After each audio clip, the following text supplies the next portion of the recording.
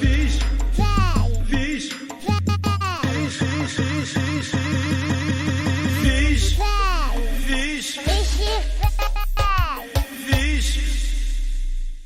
Vamos lá, gente, ótimo sábado pra você, começando a partir de agora o nosso Vixe Velho Sabadão aqui na Telecab. E tem sempre convidados aqui bacanas, especiais pra gente bater aquele papo legal no nosso Vixe Velho. Thales Lucena, boa tarde pra você. Olá, minha gente, muito boa tarde pra você. Vixe Velho tá entrando no ar hoje, sabadão, dentro de você em casa aí, pegar sua pipoca e já comer com a gente aí. Ou pipoca nutricional, né? Vamos Pode dizer ser, assim, hoje, nutricional. Né? Pipoca já faz parte de uma nutrição, porque não tem nada. E fazer hoje, ela sem óleo, né? Mas tem, faz no air fry, faz no air fry, né? Então tá. A gente hoje aqui tá com João Vitor, ele que é nutricionista, ele tem também outras especializações aí como nutricionista esportivo, entre outras e outras. A gente vai bater um papo com ele, né? Vamos chamar ele aqui, né? Bom, eu pensei em trazer esse tema de hoje pensando em você. Rapaz, eu tô mais ou menos. Não bota a barriga pra dentro, não. Não dá pra ver não, que aqui é só a cabeça na câmera. Então fique bem pra você mostrar. Mas a cervejazinha, rapaz, pronto, é difícil de deixar. É ele que vai dizer agora o que é que a gente tem que fazer. Vamos lá, João Vitor, seja bem-vindo aqui ao nosso João. Vixe Velho.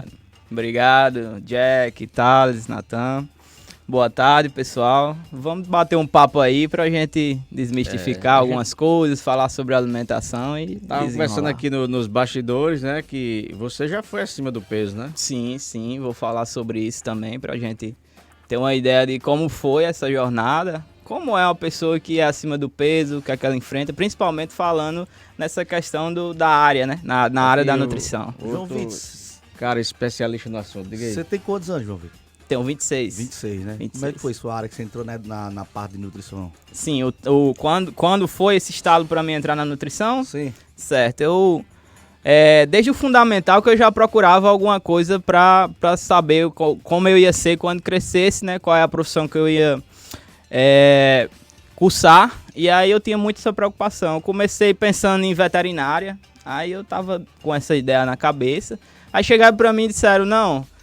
veterinário, vai ter que fazer cirurgia em cachorro, pode levar mordida. Eu fiquei meio desanimado. Mordida com o cachorro? Se o cachorro vai estar dopado? Sim, aí eu fiquei meio desanimado. Eu digo, rapaz, não vai dar. Quer dizer que você não foi pra medicina veterinária por causa de levar mordida? Negócio de mordida e cirurgia. Aí hoje em dia você pode levar uma mordida a qualquer momento, andando na rua de açúcar, o que tem de cachorro no meio da rua. Aí eu desisti, né? Com a idade, era novo. Eu digo, não, então. Aí eu digo, né, mas eu gosto muito de animal, mas. Que tal biologia, né? Aí eu fui pra... Foi escolhendo. Aí fui pra... Pensando em biologia, e chegaram pra mim mais uma vez pra desencorajar e disseram... Não, mas se você for biólogo, você não vai trabalhar assim com animal. Cara, quem são essas pessoas que dizem isso pra vocês? Você já saiu de perto dessas pessoas? sempre botaram o empecilho, né? Aí quando eu cheguei no ensino médio, no primeiro ano, eu era acima do peso, né? Como vocês já falaram. E aí eu pedi pra minha mãe pra entrar na musculação. Acima do peso você tinha quantos quilos? Cara, no ensino médio eu tava na faixa de 86 quilos, eu acho, no ensino médio. E aí eu tinha 1,55m, 1,54m, então é um cara que tá muito acima do peso. É igual a Jack aqui, um tamborzinho. 1,30 e pouco. Jack, vê aqueles baldezinhos de gelo assim que tem? O balde de gelo aqui da Telecab. E aí, no ensino médio... Eu pedi pra minha mãe pra entrar na musculação, certo? E aí ela sempre dizia, não, você não vai entrar agora porque pode atrapalhar o crescimento, aquela história. Aí eu disse, mãe, se você tem 1,50, pai tem 1,53, como é que eu vou crescer mais? Não tem como crescer, lá em casa é tudo baixinho. Então, aí quando foi no primeiro ano, que tem uns 15 anos, aí eu entrei pra musculação, certo? E aí, na musculação, eu comecei a treinar e a gostar de musculação. Foi até na Razão, a primeira academia que eu fui. Ainda era no prédio velho, prédiozinho apertadinho lá. Mas a galera gostava da musculação lá. Eu gostava muito de lá porque tinha aquela aura da musculação. Foi o principal incentivo que você teve para ir para nutrição? Mas eu vou chegar lá. Aí, chegando na musculação... eu comecei a pesquisar como fazer para perder peso, para ter uma qualidade de vida melhor, entendeu? E aí eu vi que um dos pilares principais era a questão nutricional, certo? A questão nutricional, que é aquela tríade que a gente sempre fala, né? Questão da atividade física, questão da alimentação e do descanso. E aí eu me interessei por essa área, e aí eu comecei a pesquisar e eu gostei. Eu digo, olha, acho que dá para mim trabalhar com essa área de nutrição, principalmente na questão do esporte. E aí foi que eu coloquei na cabeça, e aí não veio ninguém dessa vez dizer, não faça isso aí não, que não vai dar certo não. Dessa vez ninguém disse nada. E aí prestei o Enem no segundo ano, passei para CIT, e aí eu passei para CIT, eu fiquei naquela vontade de ir, certo? Porque você fica naquela, será que no próximo ano vai dar certo de novo? Mas aí a escola não me liberou. Até hoje eu agradeço a escola por ter feito não isso. Liberou. Isso. Aí eu fiquei no segundo ano. E aí no terceiro ano eu prestei o Enem novamente. E aí consegui passar para nutrição. E aí cursei lá em Santa Cruz, no Polo do Interior, lá da UFRN. E aí foram anos muito bons lá na Facisa, né? Como a gente chama o polo lá. E eu aprendi muito sobre nutrição, sobre como tratar as pessoas. Porque a gente acha que é só contar matemática, mas você tem que saber tratar com a pessoa, as dores. O ruim da matemática ela tá em todo canto, né? Ela tá em todo lugar. A matemática era boa quando era 1 mais 1, 2 mais 2. E depois botaram letras, depois botaram um bocado de coisa, aí complica. A nutrição, ela me ensinou muita coisa, como olhar o ser humano, como olhar a alimentação. Por que o ser humano ele chega àquele peso? Por que ele é magro demais, entendeu? Tudo isso eu fui vendo na questão da nutrição e fui aprendendo muito nesses anos. E aí consegui me formar em 2018. João Vitor, ontem a gente conversando aqui com o diretor da gente, tivemos uma dúvida. Obesidade é doença? Uma doença? A obesidade é considerada uma doença porque quando você está obeso, você já está inflamado. Mas as pessoas elas não têm a opção de não ficar obeso? Também tem essas opções. Aí chega a ser uma doença? Porque assim, tem pessoas que é obesa por opção, né? Tem pessoas que são obesas por opção. E tem outras que são, como você disse, chegam a ser um tipo de doença. Então todas se adequam a essa parte de ser doente. Até as pessoas que não ligam em cuidar da própria saúde. Sim, porque ela não liga ou não, ela vai estar inflamada ali. Ela vai estar com todos os perigos que a obesidade traz. Então, mesmo que ela escolha, é a mesma coisa, tipo, uma pessoa que consome, é um alcoólatra ou é uma pessoa que é um fumante, entendeu? Ele escolhe fumar. Agora, que ele vai ter um prejuízo, vai ter, mas ele continua fazendo aquilo. Do mesmo jeito é a pessoa que é obesa. Ela escolhe ser obesa, beleza. Mas quando a gente fala em saúde, obesidade é um problema de saúde pública, certo? Então, é necessário que você trate a obesidade, mesmo que ela queira, ela vai ter que arcar com as consequências depois. Entendeu? Em dados, né, registrado que o Brasil ele tem 21,55% dos brasileiros são obesos, né? Tem uma faixa etária aí que dizem que até 2030 o Brasil vai chegar a quase 33% dos brasileiros com obesidade. Você como nutricionista, o que é que você tem a dizer a essas pessoas aí que tendem à necessidade de ser obeso? A questão da obesidade é multifatorial, certo? Você pode ter por fatores genéticos, por estilo de vida, certo? Por algum gatilho, como a gente já vinha falando aqui em bastidores. O gatilho que você diz é o quê? Gatilho é assim, você tem algum problema emocional e aí quando você acontece aquilo, você acaba por descontando na alimentação, certo? Então você tem alguma compulsão e aí você não consegue voltar à normalidade e aí você continua lá na obesidade pro resto da vida. Então você tem que tratar a obesidade também como um fator psicológico. É isso que eu ia perguntar a você. Então tem que ter todo um tratamento multiprofissional quando você fala em obesidade, certo? Não é só o nutricionista, ou só o educador físico, ou só o psicólogo. É bom que esses 3 profissionais, até mais, eles trabalhem juntos para conseguir ter um sucesso na conduta. O pessoal tem um drama que indo para um nutricionista vai passar fome, né? É verdade isso aí, né? Não é verdade. É porque quando você tá... É aquela questão. Quando você tá numa zona de conforto, toda zona de conforto é difícil de você sair daquela zona de conforto.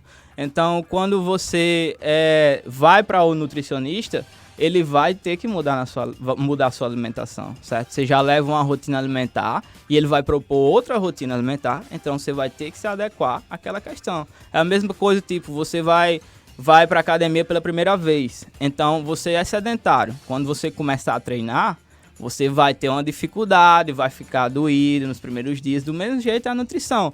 Quando você está se alimentando daquele jeito e aí você passa a se alimentar de outro jeito, o corpo ele vai sentir também. Então não é a questão de passar fome, é a questão que você não está acostumado com aquela Então quando a pessoa muda a alimentação, a pessoa se sente mais fraca, é isso que você está querendo dizer? Não necessariamente. Porque quando você muda a alimentação daquela pessoa, você tem cálculos, como eu falei. Então você tem que calcular da maneira certa, que você diminua a quantidade calórica daquela pessoa, certo? Sem atrapalhar a vida dela. O treinamento, a atividade diária dela, tudo isso. Então você tem que calcular um jeito de diminuir a quantidade calórica sem atrapalhar. Se você está tendo as suas atividades prejudicadas porque você está comendo pouco, então você tem que rever sua dieta, seu plano alimentar, porque ele não está tão calculado certinho. Vou dar um exemplo a você, de um trabalhador, uma pessoa que trabalha, um servente que trabalha em obras. É um cara que faz muita força durante o dia. Uma alimentação para uma pessoa desse tipo seria o quê? Pronto, vamos falar que assim. pega em peso, né? Que é um cara que tem um desgaste físico muito grande durante o dia todo. Vamos falar como é que a gente faz a estimativa de gasto calórico dessa pessoa. Quando você vai calcular um plano alimentar, você precisa ter esses dados de gasto calórico da pessoa, porque quando você quer perder peso... Mas como é que a pessoa sabe a quantidade de gasto calórico que a pessoa tem? Assim, você tem uma fórmula preditiva, que vai pegar alguns dados da pessoa, peso, altura, depende da forma e idade, certo? E aí ela vai calcular a taxa metabólica basal, certo? Que é o quanto a pessoa gasta só para exercer as funções corporais do corpo dela, certo? Ao longo do dia. Quanto o corpo gasta. Se você fosse passar o dia parado, deitado, quanto seu corpo ia gastar, certo? Então a gente faz essa fórmula. Ou você pode fazer a bioimpedância e aí ela dá também a taxa metabólica basal dessa pessoa. Achada a taxa metabólica basal, você vai e procura a questão de atividade física, certo? Fator de atividade física. O que é taxa metabólica basal, o pessoal de casa entender? Taxa metabólica basal é o que o seu corpo gasta parado, só para exercer as funções corporais dele, certo? Ao longo do dia. Sem fazer nada, sem fazer nada. Se você fosse passar o dia deitado, quanto que você ia gastar naquele dia só para exercer aquelas funções vitais? Então, isso é a taxa metabólica basal, que a gente pode achar por cálculo e por bioimpedância, certo? Depois que a gente acha isso, a gente vai procurar a questão de atividades diárias, certo? O fator de atividade diária daquela pessoa. E aí também tem um cálculo. A questão se é sedentário, se é ativo, muito ativo. E aí, achando isso, a gente acrescenta a taxa metabólica basal, certo? E aí, por último, a gente coloca mais 2 fatores, que é a atividade física que a pessoa faz no dia e a questão da termogênese dos alimentos. Porque quando você se alimenta, você também gasta energia na digestão. Então, você precisa achar esse cálculo para você inserir também. Depois que você acha tudo isso... É mais complicado que eu achava. Depois que você acha tudo isso... Simples. Por isso que tinha uma amiga minha na faculdade que ela falava assim: todo mundo acha que sabe fazer dieta. Todo mundo acha que sabe comer. Não, agora você falou uma verdade. É o que eu vejo muito. Todo mundo acha que sabe fazer dieta, né? Todo mundo acha que pode ir ali no Google. Eu vou botar a dieta de Jack que funciona pra mim. Isso. Mas é mito, não é assim. Não é assim. Quando o cara vai pra faculdade estudar uma coisa, é porque tem uma relevância. Me diz uma coisa, a procura é grande aqui de pessoas que querem um acompanhamento de um profissional? Sim, sempre tem procura. O pessoal é preocupado, certo? Tanto na questão de estética, como na questão de emagrecimento. Mais mulheres ou homens? É mais público feminino. Feminino. Mais o público feminino. Geralmente, quando o homem vem, na maioria das vezes é porque ele tá desenvolveu alguma doença ou tem alguma condição. E aí ele precisa de ter alguma intervenção nutricional, certo?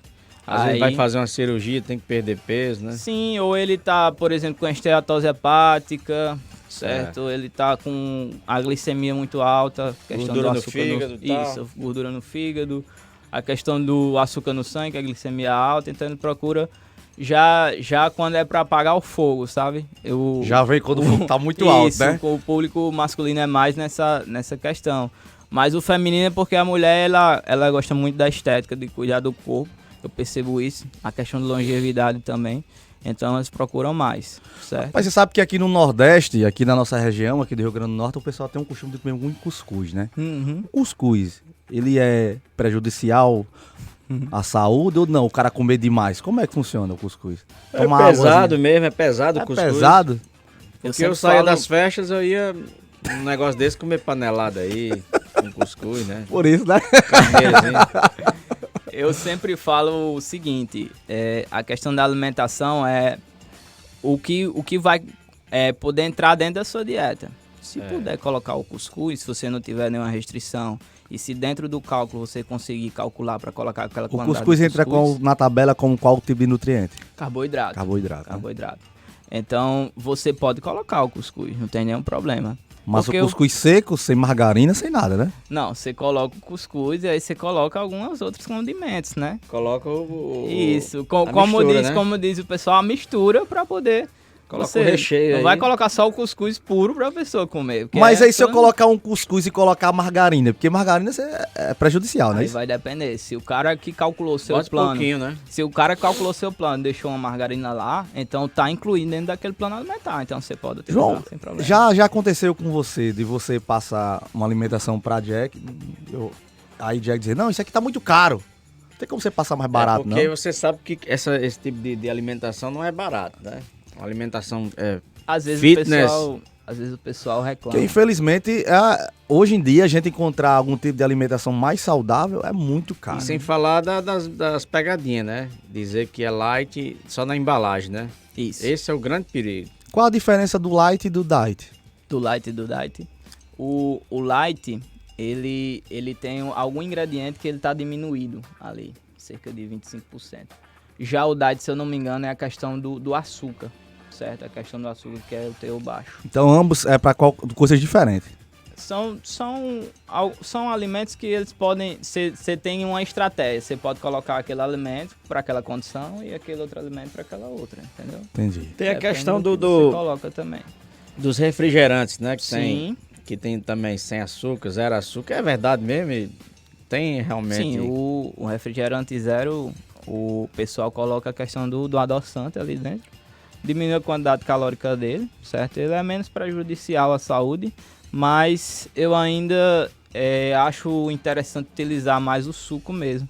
O pessoal hoje fala, né, que você toma uma Coca Zero, alguma coisa desse tipo, mas eu acho que o suco ele tem muito mais propriedades nutricionais. Se for escolher entre o refrigerante e o kisuke, qual o menos prejudicial à saúde? Isso que é o Gatorade. Aí aquela pergunta, o menos ruim, né? É o menos ruim, né? O menos ruim. Eu vejo muitos esportes, o pessoal só tomando Gatorade. Eu sei que é marca, mas aquele Gatorade, o pessoal diz que é igual...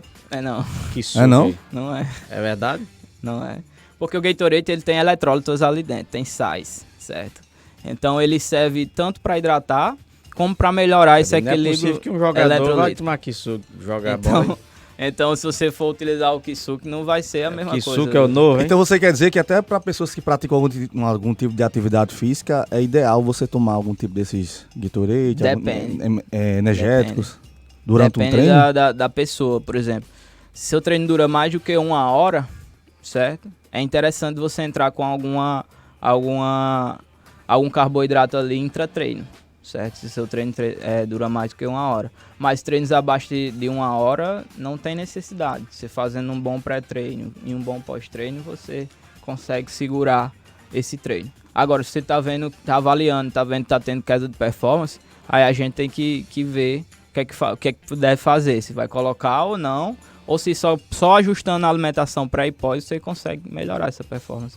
Então é muito individual isso aí. Entendeu? Rapaz, Jack, vou dar um exemplo como o Jack. Certo. Só eu, meu. Jack, ele toma muito café. Certo. É verdade, isso aqui, velho. Isso aí você toma café. Café é prejudicial à saúde? Uns dizem que é, outros dizem que não é, né? Depende da quantidade que você utiliza no dia. Então, velho, é prejudicial pra você. Depende se você é um metabolizador bom do café ou se não. Porque existe um fator genético que determina se você consegue metabolizar melhor o café ou não. Isso aí impacta na questão da sensibilidade. Individual para cada um, né? Quando o cara, ele é muito sensível, se ele tomar, por exemplo, é sensível, próximo à hora de dormir, perde o sono. Não, então aí eu não tenho um problema com isso aí. Ele não metaboliza muito bom. Não. Posso tomar uma garrafa, mas eu durmo tranquilo, normalmente. Pronto, então você metaboliza bem o café, mas também tem a questão do sistema gastrointestinal. Agora tem o retrocesso do... Se eu não tomar, a cabeça martela mesmo.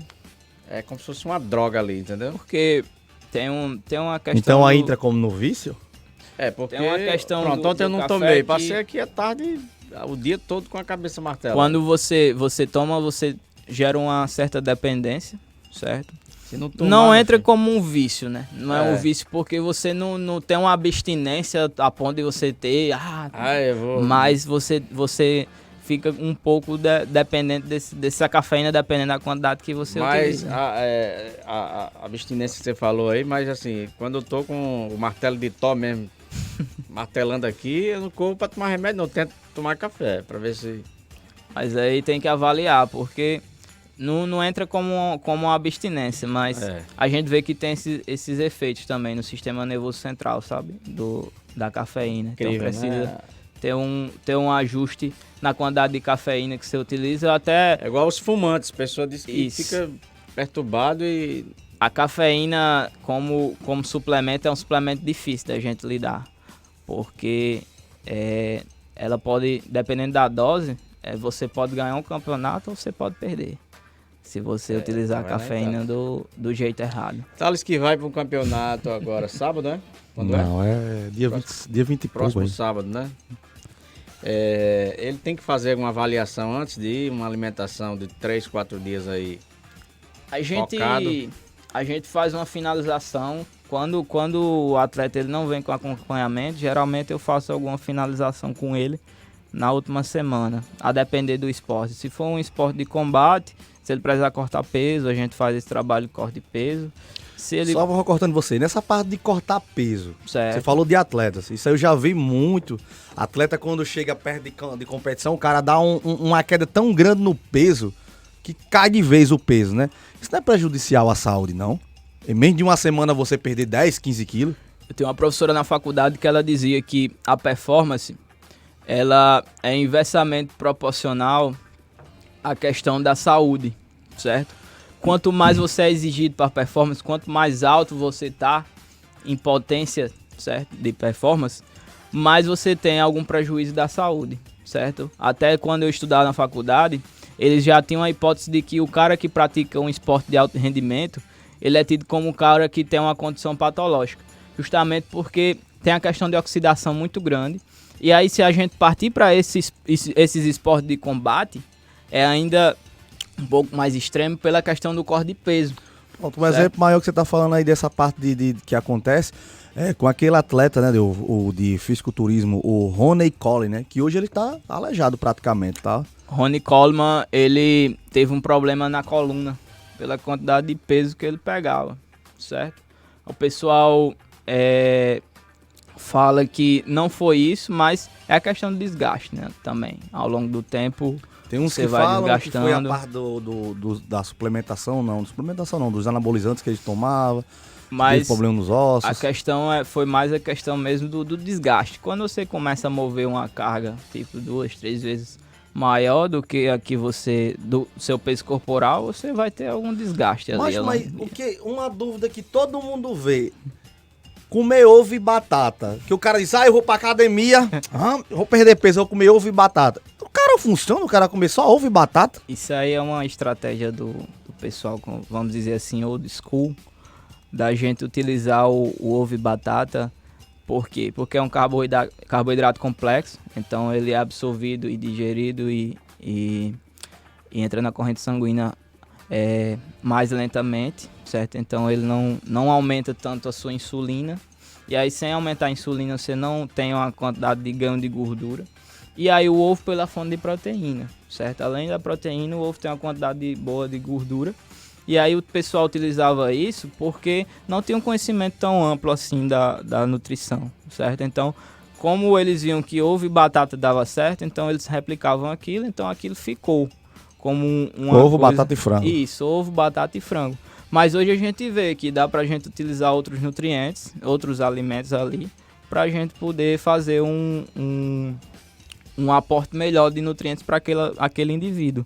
Não é tão interessante ficar só no ovo e batata, porque você tem uma perda muito Outra grande. dúvida também, arroz branco ou arroz arroz parbolizado? Arroz branco ou integral? Ou integral. Pronto. O que é que a gente vê? Se é uma pessoa... A gente vê, tem até aquela comparação. O arroz branco e o integral tem mais calorias, né?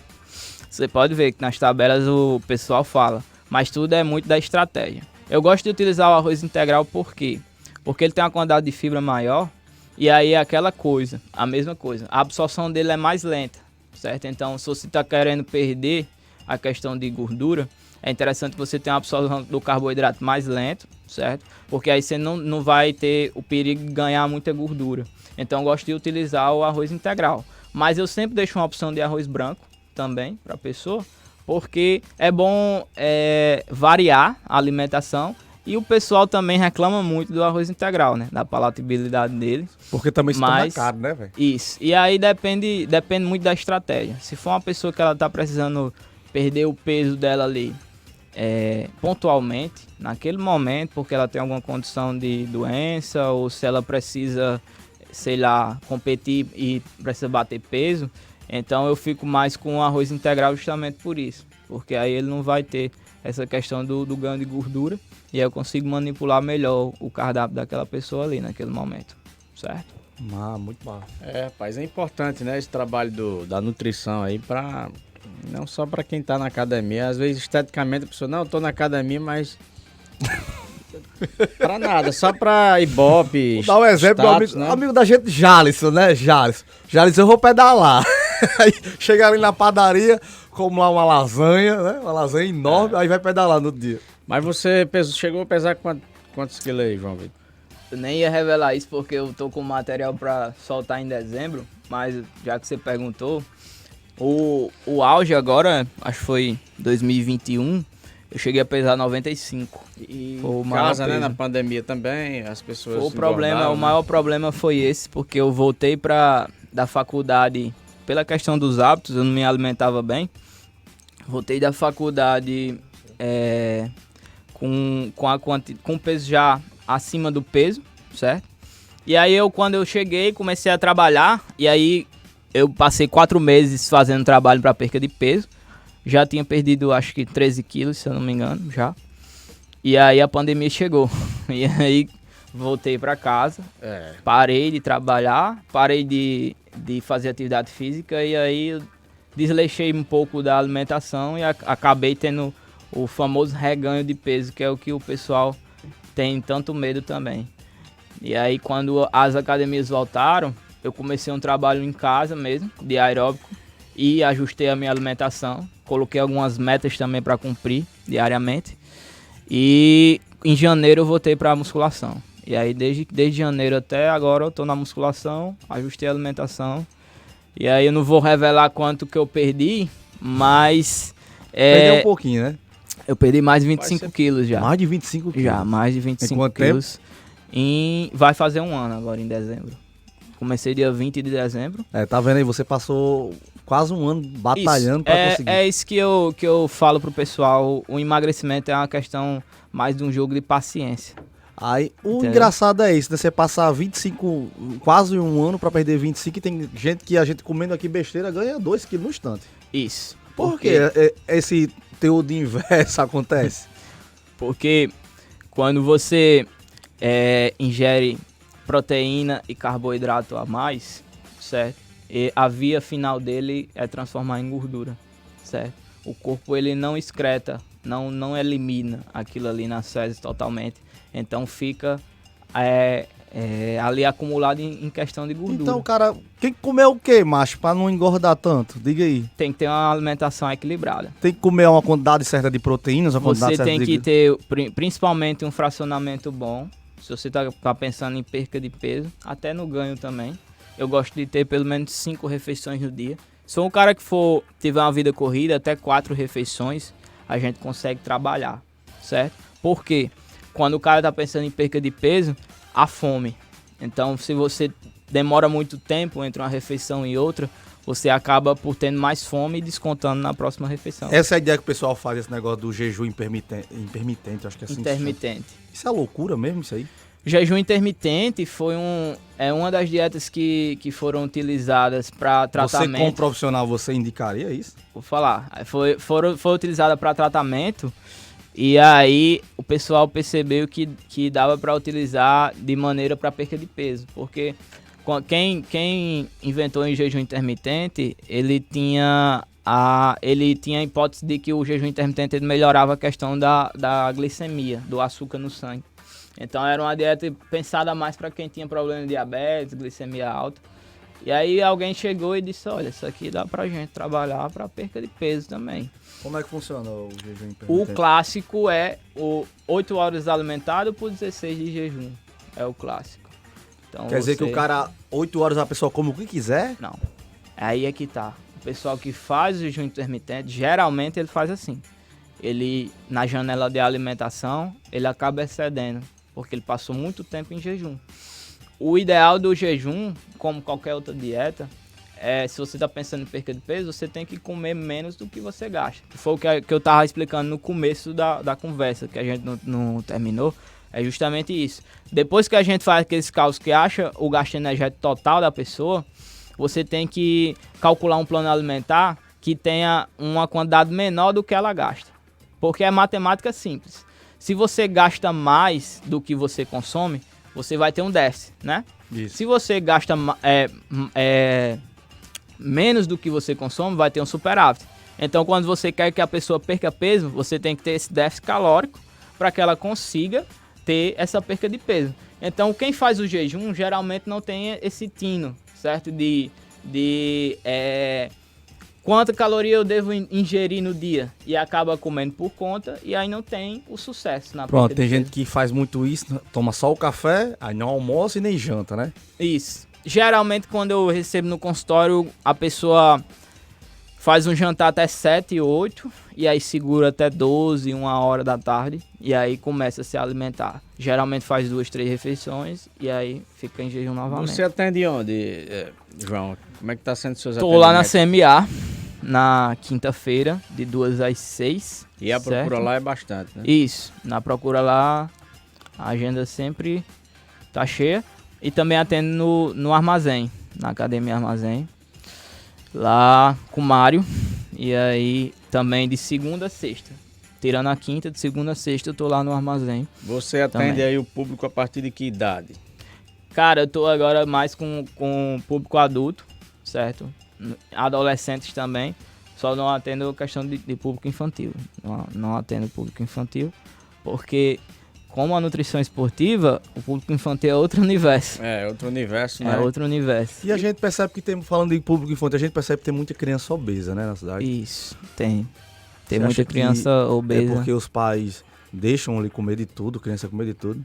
Geralmente, quando você está tendo a introdução alimentar, você vai consumir o que o seu pai lhe oferta ali, certo? Então, se o pessoal começa a ofertar alimentos hiperpalatáveis, que são biscoito recheado, pipoca, essas coisas, o paladar da criança vai se amoldar aquilo. Então, depois que de uma certa idade, se o pai quiser inserir uma fruta, um vegetal, vai ser muito mais difícil, porque o paladar dela está acostumado a ter uma quantidade grande de sal, uma quantidade grande de açúcar. Então isso aí vai desencadeando uma obesidade e tem estudos que percebem que quando você é obeso na infância, tem uma dificuldade muito grande de você conseguir controlar o peso. Você vai levar esse peso alto pro resto da vida. Isso eu faço com então, é isso aí. O meu come muita fruta. Né, o meu come muita fruta. Ele gosta. Tem fruta que ele gosta que eu nunca gostei na vida, como goiaba, alguma coisa do tipo. Não, Maria. Isso, é interessante você introduzir. Às vezes eu recebo pessoal no consultório, tipo adolescente, jovem, que tem dificuldade de comer fruta e vegetal. E aí eu digo, o segredo é você variar. Certo? Vá variando, porque alguma fruta, algum vegetal, você vai gostar. Mas é como você falou no início, né? Incentivar a criança já desde pequena a comer frutas. Eu acho que minha mãe nunca incentivou a comer fruta. O pessoal dá uma esquecida nisso aí também, que aí acaba tendo um impacto pro resto da vida da pessoa. E depende também das condições financeiras, né? Também. Eu conheço gente que veio provar em frutas agora, praticamente essas frutas que era caro. Uva, pelo menos quando eu era criança, meu amigo, uva era caro. E o morango, velho, quando a gente era pequeno. Morango era ouro. O morango era rico. Ei, tem então, assim, de morango. As frutas do sul do país era muito difícil. É mais complicado. Para que as pessoas de baixa renda conseguissem comprar um pacotezinho daquele de uva, né? As uvas vinham nas caixinhas e tal. Mas aí se não tem a condição, tenta ficar pelo menos com essas frutas que a gente tem mais popular. Não tem condições, vai chupar manga, porque aqui em Açu só que tem o pé de manga aí, né? Ainda tem, né? Porque estão derrubando as árvores, ainda tem. Ainda Os pés de manga ainda tem alguns aí. Eu acho uma fruta bacana a manga. Tanto a manga é bom demais, ela, como pra tomar o suco. Imagina você chupando uma manga lá na frente da sua casa agora. Já comi o suco, o doce de manga, né? Também. Tá na safra agora e aí vai e volta, o paciente diz, coloca uma manga aí no meu plano alimentar. A banana também, ela é bem popular, né? Sim, a banana também, o pessoal gosta muito de consumir. Bacana. E esse pessoal de academia tem esse negócio de levar banana, por quê, né? É porque a banana, ela também ajuda as pessoas que têm câncer. Renato Vanderlei já sai aqui banana tem a quantidade boa de potássio e a questão da banana também é a quantidade de carboidrato. Certo. Ele vai com o Renato aqui, o nosso parceiro aqui, o Renato Vanderlei, um abraço. Quando ele vai malhar, ele já sai aqui comendo a banana e... Entendeu? Entendi. Já vai pra academia. É por essa questão também. Da cãibra, né? Não, como você falou da batata e do ovo, né? Sim. Quem vai pra academia acha que é banana, batata e ovo, né? Mas aí geralmente é a pessoa que ela ainda não passou por um acompanhamento nutricional, então ela tenta fazer a dieta. O básico ali dela mesmo, Sim. né? João, o que você acha das pessoas que quando tem alguma dúvida, principalmente nutricional, esportiva, vai no Google, aí se acha o formado, se acha o cara formado, aí já diz, ei, você tá tomando o quê? Tô tomando isso aqui. Homem, me diga isso aí, o que é que você... Antes dele responder e aproveitando o gancho também, o que é que você diria desses profissionais que não são profissionais na área aqui, que não é profissional, o cara tá dando uma de espertalhão aí, né? Isso aí é uma coisa muito complicada, justamente pela questão perigo, de que, né? Como eu falei há pouco, né? Quando você tem uma formação, você estudou a fundo aquilo ali, e aí o cara que mesmo que ele seja curioso e estude bastante, ele é muito difícil dele ter a carga de conhecimento, certo? Que o profissional da área tem, certo? Claro que profissionais. Tem profissionais que não estudam, não se reciclam, e aí ele não tem uma carga de conhecimento tão alta. Mas o cara que é curioso, ele não tem um norte de como ele deve, um protocolo, uma conduta como ele deve seguir. Tenta receitar as pessoas, né? E isso aí acaba que tendo pode gerar algum prejuízo, até para a saúde da pessoa. Certo. É verdade. Igual um profissional de academia, né? Você chega lá e o cara não... Isso. Esse é um dos principais motivos que eu saí da academia. Porque tinha muita gente que... Não é falando não, porque eu não vou citar aqui não, porque senão vão saber quem é. Mas eu cheguei a trabalhar em academia que o cara limpava e dava aula. Não é desmerecendo o cara, mas... Você passar 4 anos numa academia, numa faculdade, estudando, pagando, fazendo um bocado de coisa. Aí tá lá Jack limpando, aí o aluno chega, eu treino o que agora? Rapaz, eu tenho um monte de profissão, viu? Eu treino o que agora? Entendeu? Aí o cara se sente que... A questão do profissional que ele não é formado é a questão de que é muito perigoso você lidar com uma pessoa que não tem aquela formação, não estudou, que ela pode fazer alguma conduta que ela acha que dá certo, acha que dá certo, mas a gente vê que é individualidade. Pode dar certo pra você, pode não dar certo pra mim. E aí o cara é generalista e acaba por prejudicando. Como você disse, relacionado à dieta. Se você montar uma dieta pra mim, não é a mesma que você vai ser pra dieta. Não é a mesma. Eu sei que o perigo é maior, você ser um falso médico, ok? Sim. Que realmente é um risco, mexer com medicamentos, Mas você acha que teria que ter mais uma fiscalização nesses outros setores também? Também. Né? Porque o falso médico ele vai ter... também, né? Existe muito. O falso médico ele vai preso, né? E o falso nutricionista vai pra onde? Tem muita... hoje, né? Hoje tem muita questão do cara que faz consultoria. E aí ele, por exemplo, ele é um profissional de educação física. E aí ele já passa dieta. É isso que quer dizer treino, você. Tem muito, você vê isso em academia aqui em Sul. Isso eu vejo recorrente aqui na cidade. Do cara que ele monta o treino, monta a dieta. Às vezes até hormônio o cara prescrevendo. Monta. Isso aí suplementação é muito perigoso. também. Isso, suplementação. Não, isso aí eu canso de ver personal indicando, ó, suplemento. Compra esse produto aí aqui. chega o paciente e diz, porque eu sempre pergunto na anamnese ao paciente, né? Você já tá tomando algum suplemento? Aí a pessoa diz, tô. Aí por indicação de quem? Não, um personal que indicou pra que eu fizesse uso desse suplemento. Aí eu digo, beleza, então. Aí eu também não comento, não faço nada, mas aí eu vejo se é necessário ou não. Certo? É igual a amostra grátis de remédio, né? Isso. E rapaz, sempre quando eu dava aula, sempre o pessoal me perguntava isso mesmo. Me perguntava que tipo de suplemento eu tomo. E eu sempre dizia, procurem um nutricionista esportivo. Olha, isso aí é uma questão simples. Se você entra no privado, por exemplo, no meu privado, você pergunta, posso tomar isso e isso? Eu vou lhe dar pelo menos algum norte do que você pode estar ou não utilizando. É melhor você pedir uma dica dessa do que você ir pela cabeça, né, de alguém e aí o cara ele não tem aquela formação e aquilo vai prejudicar a sua saúde. A gente vê muitos suplementos aí que as pessoas adquiriram câncer, né? Tanto na falsificação de suplementos também, que o suplemento é tão bonito, as embalagens, né? Tudo colorido, é Power, Master, Ultra, Violeta. Eles fazem uma embalagem que chama a atenção, né? Falar a verdade. Hoje é cão bravo e não sei o quê. Aí você toma um negócio daquilo, um pó daquele, que sabe nem de onde é que vem, né? Como você diz, o cara indica... E o cara nem lê o que é que tem escrito, né? Não sabe nem o que é que tem. Teve um caso, ainda era estudante daqui da cidade, que o cara, ele vendia anabolizante, dizendo que era suplemento. O suplemento mais forte do mundo. Só que quando eu fui estudar lá, eu vi que aquilo ali era um hormônio, era um anabolizante. Então, chegando pro leigo, ele não vai saber. Resumindo, o cara vai tomar isso, eu fiquei forte. Disseminar o que é um anabolizante do que é um suplemento. Então, isso aí é perigoso, porque esse anabolizante específico que ele vende por suplemento, ele dá uma carga muito grande no fígado. Acaba prejudicando o fígado. Aí o cara morre aí. Aí o cara tem um problema depois. E aí ele vai dizer o quê? Ele vai dizer, foi um suplemento que eu tomei.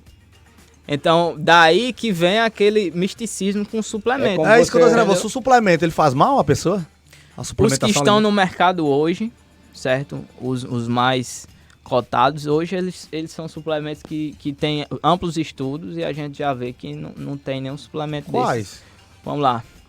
Quando a gente vê, inicialmente, creatina e whey, né? São os mais populares. Pronto, você fala agora de creatina.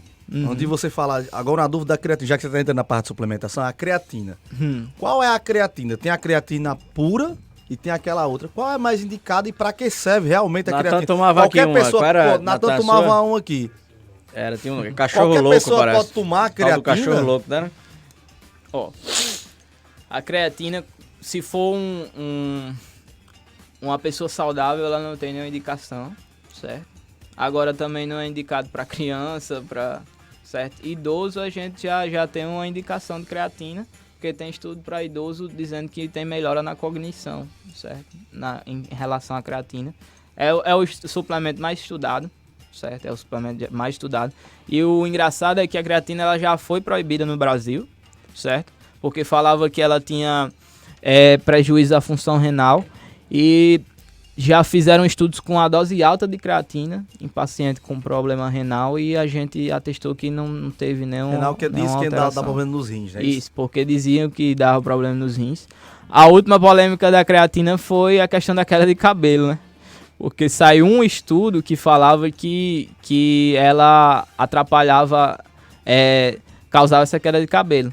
Mas isso aí não tem tanto embasamento porque pra gente atestar uma coisa, precisa sair uma série de estudos sobre aquilo.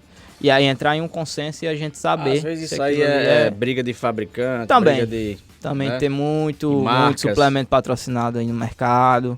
Muito profissional também patrocinado no mercado, que acaba tendo esse viés. Mas ela é o quê? A pessoa deve tomar ela pura ou ela... Olha, o ideal é tomar, eu sempre digo, tome todos os dias. Porque a creatina ela não é um suplemento de ação aguda. Certo? A creatina ela é um suplemento de ação crônica. Você tem que tomar pelo menos por 30 dias, na faixa de 30 dias, para você começar a ver o efeito. Certo? Ela dá o que na pessoa? Qual o efeito? Melhora na força, na performance. Ela não é um suplemento que vai lhe fazer ganhar massa magra diretamente.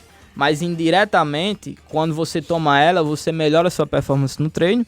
E aí você consegue, performando melhor, ter um ganho de massa magra, certo? Ganho de peso. É indicado que a pessoa tome, se quiser, pela vida toda.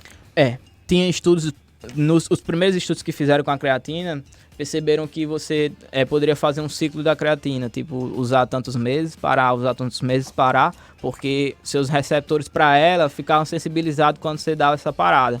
Mas hoje a gente já percebe que se você fizer um uso crônico, é tão bom quanto você fazendo esse ciclo. Em média, cada pessoa, até mesmo pessoas que não treinam, em média a pessoa tem que tomar quantas gramas por dia? Até 5 gramas por dia é uma dosagem boa, certo? Se o cara for uma pessoa, por exemplo, maior, tem uma massa muscular maior, a gente tem uma... Isso aí que você diz, a massa maior é por peso também? Por peso, massa muscular, até 5 gramas. Mas se for uma pessoa que não é tão pesada, é um iniciante na academia, a gente começa com 3 gramas, certo? Que é a dose média que a gente utiliza para creatina. Já que nunca tomou suplementação? Não, nunca tomei não, cara. Nunca tomou nenhum tipo de suplemento? Nunca tomei não.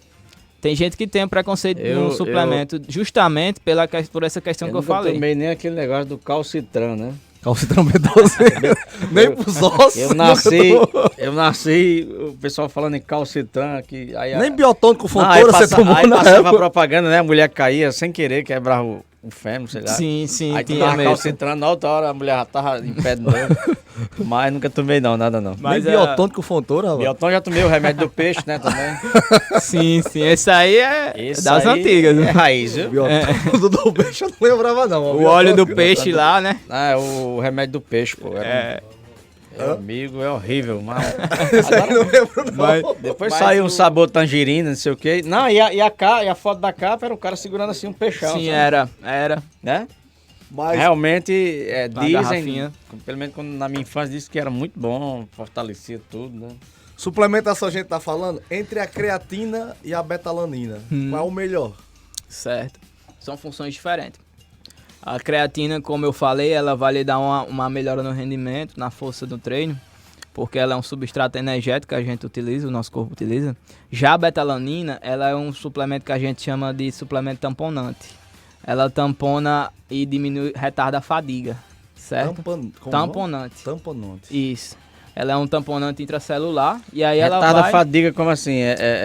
Você vai ter... O cara vai ficar cansado... vai demorar mais tempo para você cansar. Mais tempo. Certo? Ela é indicada para atividades de até 11 segundos, certo? 11 segundos? Até 11 segundos.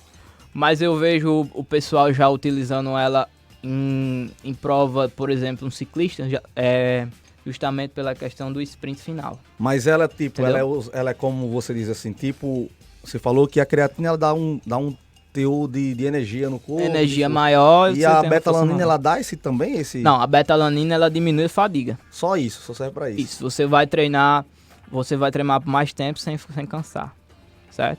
Então, se você tem uma atividade que você precisa performar muito em alto nível, e essa atividade, por exemplo, uns 10 não é 11 segundos, 10 a 11 minutos, se eu não me engano, você vai precisar, você utilizando ela, você vai ter esse tempo, certo? Que você vai fadigar mais tarde. Já a gente utiliza isso em prova de endurance justamente por isso. Que aí no final, se o cara precisar dar aquele sprint, você utilizando a betalanina, ele não vai cansar tanto quanto o outro adversário se não estiver utilizando. Por que a betalanina coça tanto aí quando o cara toma? É o efeito clássico dela, que é a parestesia, certo? Ela tem alguns receptores na pele quando você toma que reagem, e aí você tem essa coceira. Então mas é normal. É um fator característico dela, mas aí se a pessoa for muito sensível a essa coceira, uma dica que eu dou é você fracionar a dose ao longo do dia. Porque como a creatina, a betalanina também é um suplemento de uso crônico. Você não é um suplemento de uso agudo. Você utilizar e Rapaz, ter o efeito. Eu tomo 2 doses por dia, a Maria, a garganta coça, me coça todinho. Já que devia tomar, só pra ver você sentir o efeito.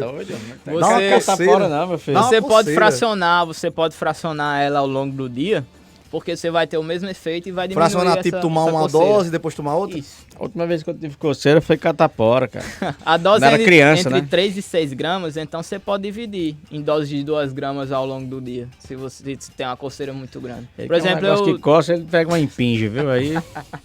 Quando eu utilizo as 4 gramas pré-treino e não tenho muito essa sensibilidade. Mas tem gente que tem uma sensibilidade alta, precisa dividir a dose. Quebrar em duas de João Vitor, o seu trabalho é bastante importante, né? A gente vê que no esporte, na saúde do dia a dia... Como ele falou, né? Idosos também necessitam de uma suplementação. Também. Você indicaria...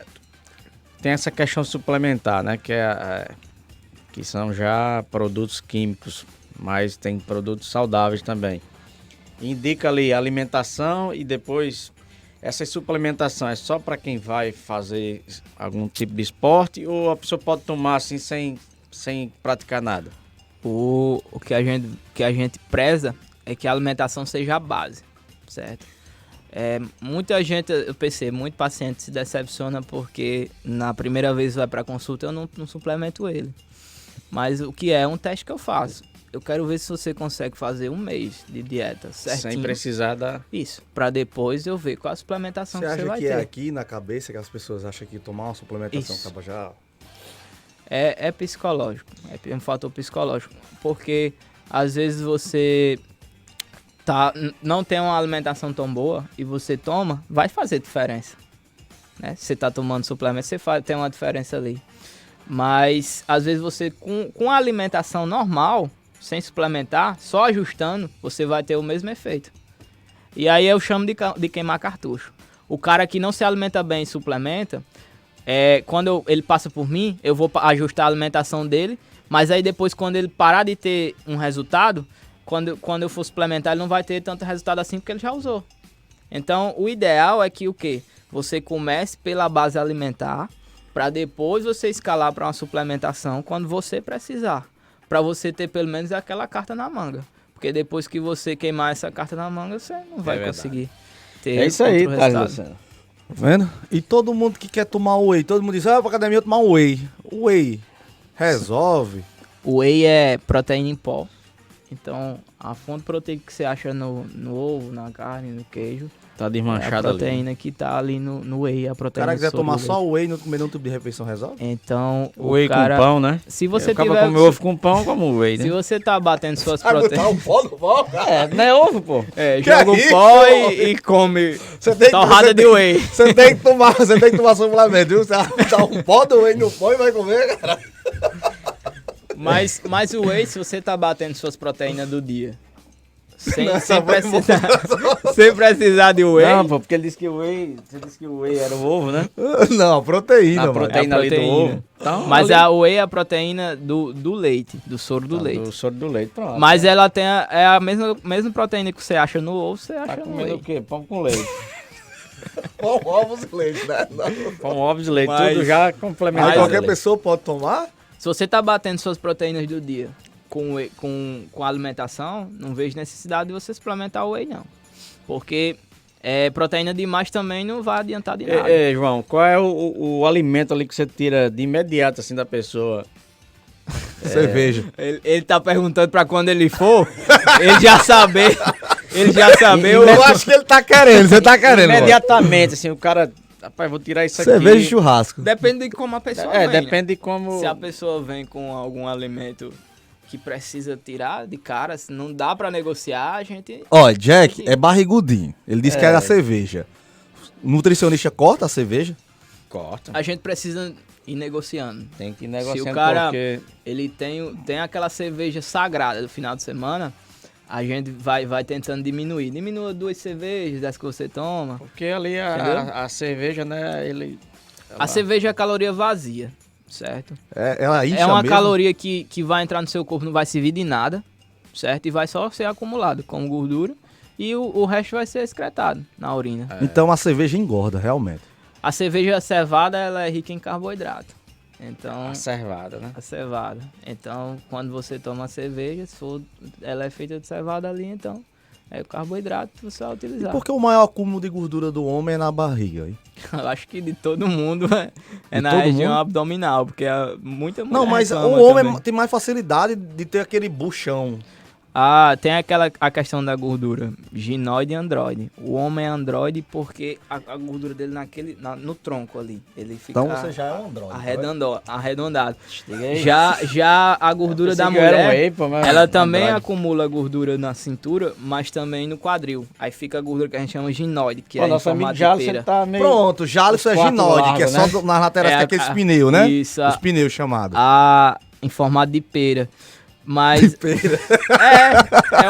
quando a gente vai pra faculdade, eles dão esse formato. É homem pera, né? É homem pera. A pessoa fica. Mas isso aí é característico. Como o homem ele tem uma facilidade de ganhar massa muscular ali na parte do tronco, a gordura também vai se acumular nessa região. Já a mulher é mais quadril e quadríceps. Então ela vai acumular uma gordura também naquela região. E aí tem mulher que também acumula só aqui na parte da frente, né, do abdômen. Que fica chamada pochete, né? A famosa pochete. Que isso aí incomoda muito elas também. Mas o homem que tem a barriga grande, é verdade mesmo ou é mito que vira tipo, é mais difícil de perder aquela gordura da barriga? É a famosa gordura visceral. Quando a gente faz bioimpedância, a gente vai ser caso de cirurgia, atesta né? isso. Não.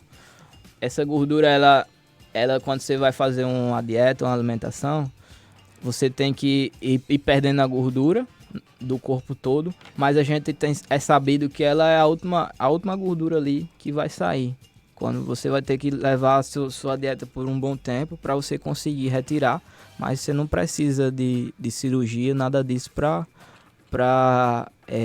ajustar isso não. Com a dieta, com a alimentação você consegue. João, o que acontece muito também é que sempre quando a pessoa faz dieta, o cara perde peso muito rápido. Os 3 primeiros quilos ele perde de uma vez. Por que isso acontece, hein? Eu até postei esses dias no Instagram que é a termogênese adaptativa, certo? À medida que você vai perdendo, seu corpo ele tem mecanismos para contrarregular aquilo. E aí quando você vai perdendo peso, ele vai tentando ajustar hormonalmente para você parar de perder peso. Porque ele entende que aquilo ali é uma condição patológica, alguma coisa que está fazendo com que você vá definhando. Então ele acha que, seu corpo acha que você vai definhar até morrer. Então ele começa a contrarregular a questão do metabolismo e aí você começa a perder peso com mais dificuldade. Então é aquela questão, 80-20. Né? É o módulo, né? É muito interessante do corpo humano. Quer dizer que então, nos 3 primeiros quilos o cara consegue perder em 10 dias, um exemplo.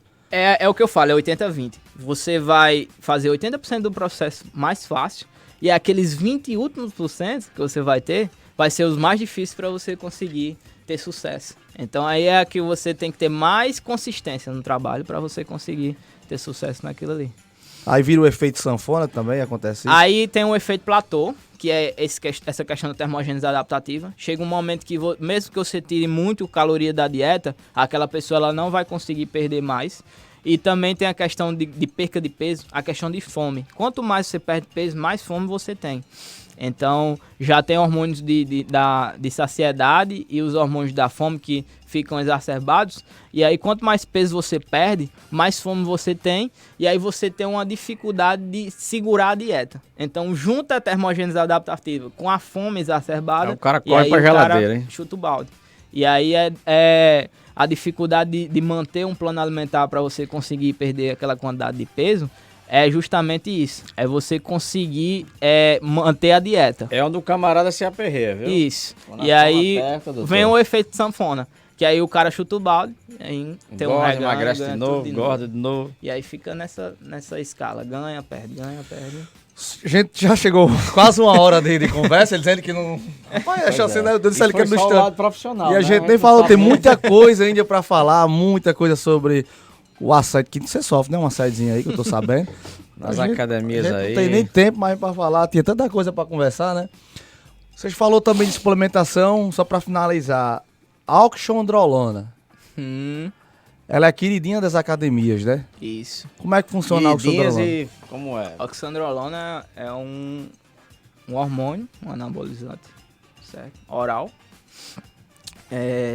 Essa questão de hormônio a gente não vê na faculdade, certo? O nutricionista não vê essa questão hormonal na faculdade. Você trabalha mais a parte É só a parte natural, nutricional. Né? Mas o pessoal utiliza esse hormônio na academia por ser... Não é um hormônio injetável. A maioria dos hormônios são injetáveis, testosterona, essas bases de testosterona desses outros hormônios. E aí, por ser oral, é mais fácil de você consumir. E aí o pessoal sempre tem utilizado. Ela tem alguns prejuízos à saúde. Se você não tiver acompanhamento, se você não ver seus exames, você pode ter problema com perfil lipídico, questão de colesterol, HDL, LDL. Pode ter problema no fígado também, certo? As enzimas hepáticas ficarem alteradas. E também a questão do hematócrito. Seu sangue pode ficar espesso demais e isso aí é um fator para você ter algum problema de trombose ou alguma coisa desse tipo, infarto. Então, se você pensa em usar, vai um médico, certo? Procura, fala, vê seu caso. Ele vai ver se você vai precisar de hormonizar ou não, certo? Que isso aí também tem gente que hormoniza só por questão estética. E aí tem que ver se você vai precisar ou não. E aí ele vai acompanhar de maneira mais assertiva. Não vai de orelhada porque alguém tá tomando e tal. Porque isso aí não é um suplemento, não. Oxandrolona é É pesado. É um hormônio. Certo? Então é interessante a gente ter esse acompanhamento para poder ter essa intervenção. Tá bom? É isso aí. Tá bom. Para finalizar o nosso podcast, aproveita aquela câmera e manda Deixa um recado. Deixa sua rede aí, social também aí, sim. para o pessoal seguir você, ele procurar. Certo. Minha rede social, meu Instagram é J. Guilherme Nutri, certo? Instagram bem cheio de... J. Vitor Guilherme Nutri. A letra J, né? Sim, J. Vitor Guilherme Nutri, certo? Acho que se for da cidade, botando João Vitor Guilherme, provavelmente já vai aparecer, certo? Como eu falei, eu tenho uma consulta na CMA nas quintas-feiras, de 2 às 6, certo? Eu atendo lá. E aí no armazém também eu atendo de segunda a sexta, com exceção da quinta-feira. De 8 às 12 e de 2 às 6 também, certo? Dos meus serviços eu faço consulta, certo? Faço a consultoria, que aí é voltado para o público de atletas e desportistas. E também tem um programa de emagrecimento, que aí se você está pensando em emagrecer, eu te acompanho a médio prazo para a gente fazer todo esse processo, certo? No final, acho que no próximo mês, provavelmente eu vou estar lançando também um e-book sobre suplementação, certo? Um guia rápido para você ver a dose, em que horário tomar, contraindicação, tudo isso. Então, se tem interesse, entra no meu Instagram no próximo mês, que vai ter esse serviço lá para compra.